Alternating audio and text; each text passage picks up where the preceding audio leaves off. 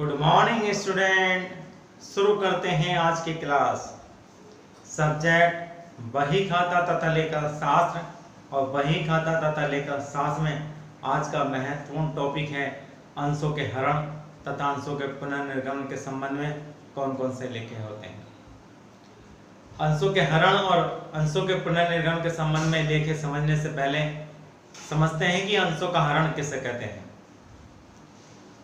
प्यारे बच्चों, जब कोई अंशधारी अपने अंशों पर बकाया याचना राशि का भुगतान नहीं कर पाता है तो कंपनी को यह अधिकार होता है कि उचित कार्यवाही करके उसके अंशों को रद्द कर दे, उसके अंशों को निरस्त कर दे और प्राप्त राशि को जब्त कर ले। इसी को अंशों का हरण कहते हैं। अंशों के हरण से अंशों को रद्द करने से है, अंशों को निरस्त करने से है तथा प्राप्त राशि को जब्त करने से है। प्यारे बच्चों, कंपनी पूंजी प्राप्त करने के लिए अंशों पर याचना करती है और जब कोई अंशधारी किसी याचना का भुगतान नहीं कर पाता तो कंपनी को यह अधिकार होता है कि उचित कार्यवाही करे और उचित कार्यवाही के बाद भी वो अंशधारी अपने अंशों पर बकाया याचना राशि का भुगतान नहीं करता तो कंपनी उसके अंशों को रद्द कर देती है और प्राप्त राशि को जब्त कर लेती है। यही अंशों का हरण कहलाता है। अंशों का हरण पार्षद अंतर नियम में दिए गए नियमों के अनुसार, शर्तों के अनुसार किया जाता है। यदि पार्षद अंतर नियम में हरण के संबंध में नियम नहीं दे रखे, शर्तें नहीं दे रखी, तो कंपनी अधिनियम 2013 के अनुसार टेबल F के नियम 28 से 34 के अनुसार अंशों का हरण किया जाता है। और इसके अनुसार जिन अंशधारियों ने बकाया याचना राशि का भुगतान नहीं किया है, सबसे पहले उन अंशधारियों की सूची बनाई जाती है तथा उस सूची को संचालक मंडल की सभा में प्रस्तुत किया जाता है और संचालक मंडल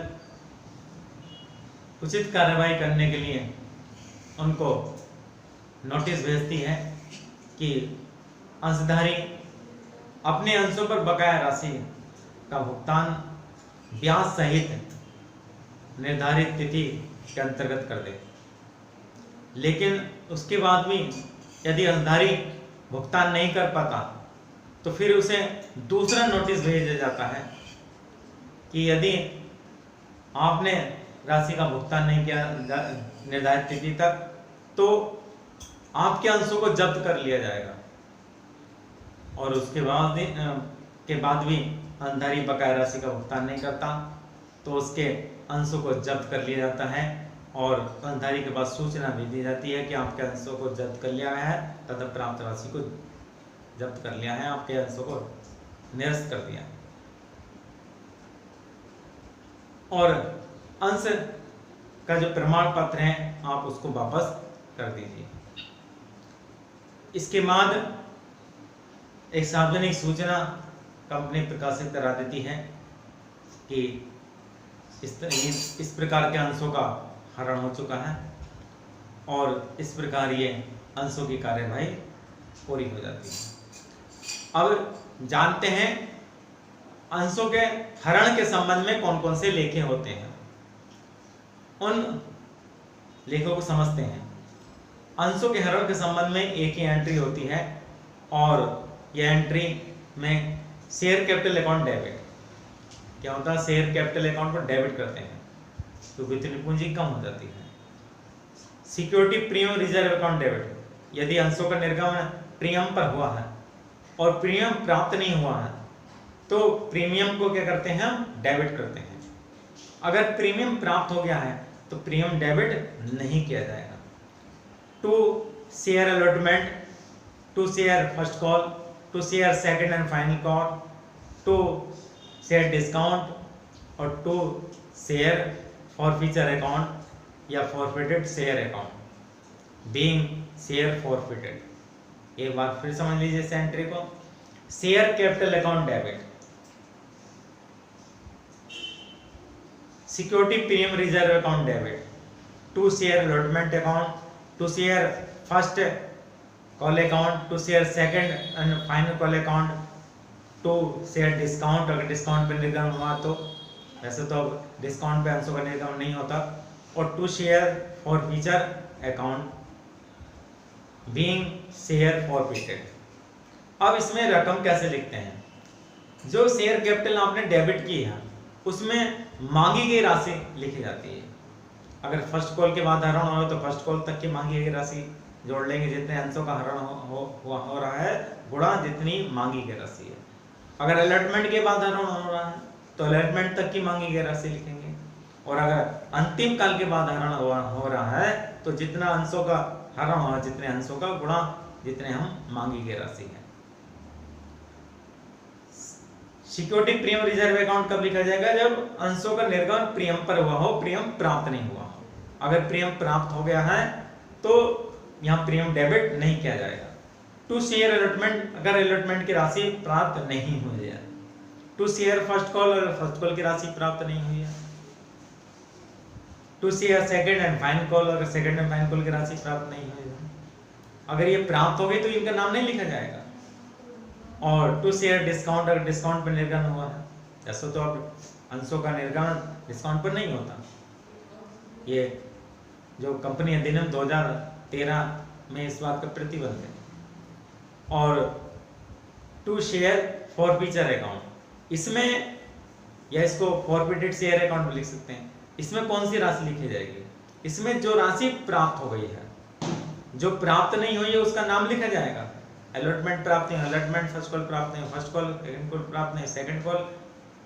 लेकिन जो राशि प्राप्त हो गई है उसको किस में लिखेंगे? शेयर फॉरफीचर अकाउंट में लिखेंगे। इस प्रकार यह हरण की एंट्री आपकी हो जाती है। अब अंशों के पुनर्निर्गमन से क्या है? जो अंश हरण किए गए हैं उन अंशों को पुनः विक्रय करना, द्वारा बेचना, अंशों का पुनर्निर्गमन कहलाता है। कंपनी जो ने अंश हरण किए उनको दोबारा बेच सकती है, पुनर्निर्गमित कर सकती है, और उसे क्या कहते हैं? अंशों का पुनर्निर्गमन कहते हैं। हरण किए गए अंशों को पुनः विक्रय करना अंशों का पुनर्निर्गमन कहलाता है। इसके संबंध में क्या जनरल एंट्री होती है? Bank account debit, bank account DR होगा। शेयर फॉरफीचर अकाउंट डेबिट, इसमें डिस्काउंट लिखी जाएगी और इसमें उतनी डिस्काउंट दी जा सकती है जितने हरण की राशि है। अर्थात ऐसे अंशों का जो निर्गमन किया जाएगा कम से कम उतने पे किया जाए जितने अंशों पर बकाया राशि थी। अर्थात इन अंशों पर इतनी छूट दी जा सकती है जितने राशि का हरण किया जा चुका है। तो क्या एंट्री होगी? बैंक अकाउंट या शेयर फॉरफीचर अकाउंट, इसमें डिस्काउंट पर निर्गमन तभी लिखेंगे share forfeiture account. To share capital account और to security premium reserve account. अगर जो अंश हम हरण किए गए प्रीमियम पर निर्गमन कर रहे हैं तो सिक्योरिटी प्रीमियम रिजर्व अकाउंट लिखेंगे। फिर शेयर फॉरफीचर अकाउंट डेबिट नहीं करेंगे। हरण किए गए अंशों का निर्गमन सममूल्य पर भी किया जा सकता है। सममूल्य पे करेंगे तो बैंक अकाउंट या टू शेयर कैपिटल, और अगर डिस्काउंट पे करेंगे तो बैंक अकाउंट या शेयर फॉरफीचर अकाउंट या टू शेयर कैपिटल, और अगर प्रीमियम पे करेंगे तो बैंक अकाउंट या टू शेयर कैपिटल और to security premium reserve account being share reissued. जब अंशों का पुनर्निर्गमन हो जाता है तो जो अंश हरण खाते का शेष है, क्योंकि जब अंशों का हरण हो जाता है तो जो प्राप्त राशि है उसे अंश हरण खाते में हस्तांतरित कर दिया जाता है। अब जब पुनर्निर्गमन हो जाता है तो पुनर्निर्गमन होने के बाद अंश हरण खाते का जो शेष होता है उसे पूंजी संचय में हस्तांतरित कर दिया जाता है, और इसकी एंट्री क्या होती है? शेयर फॉरफीचर अकाउंट या to capital reserve account being balance transfer. तो प्यारे बच्चों, इस प्रकार अंशों के हरण और पुनर्निर्गमन के संबंध में लेखे होते हैं। उम्मीद करते हैं सभी के समझ में अंशों का हरण का अर्थ, पुनर्निर्गमन का अर्थ तथा अंशों के हरण व पुनर्निर्गमन के संबंध में किस प्रकार लेखे होते हैं समझ में आ गए होंगे। धन्यवाद।